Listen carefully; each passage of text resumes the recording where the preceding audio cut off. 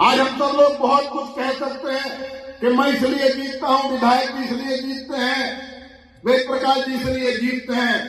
लेकिन 2014 के बाद भारतीय जनता पार्टी के कार्यकर्ता के रूप में जिसने विजय प्राप्त की, हम डंके की चोट पर कहते हैं कि हमें जिताने में जितना योगदान हमारे संगठन का है, उतना ही आशीर्वाद मर्यादा पुरुषोत्तम भगवान राम का भी हम सब पर।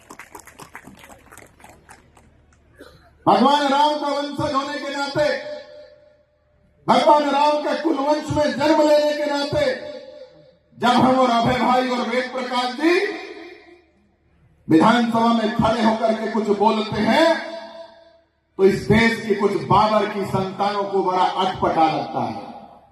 लेकिन हम छाती ठोक के कहते हैं ये भारत है, हम भारतवंशी हैं, हम भगवान राम के वंशज हैं। ये देश जिसने भारत माता को अपनी मां माना है, ये देश जिसके आराध्य भगवान राम है, ये देश जिसके आराध्य भगवान कृष्ण है, इस देश के अंदर रहने वाला प्रत्येक वासी भगवान राम को आराध्य कहेगा।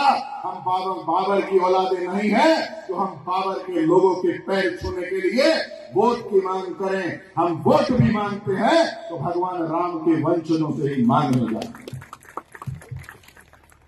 मेरा 2017 का चुनाव चल रहा था।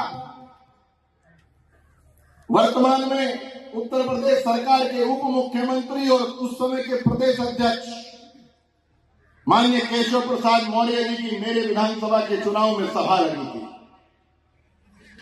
मैंने उस सभा में सामने बैठी जनता से भारत माता की जय का नारा लगवाया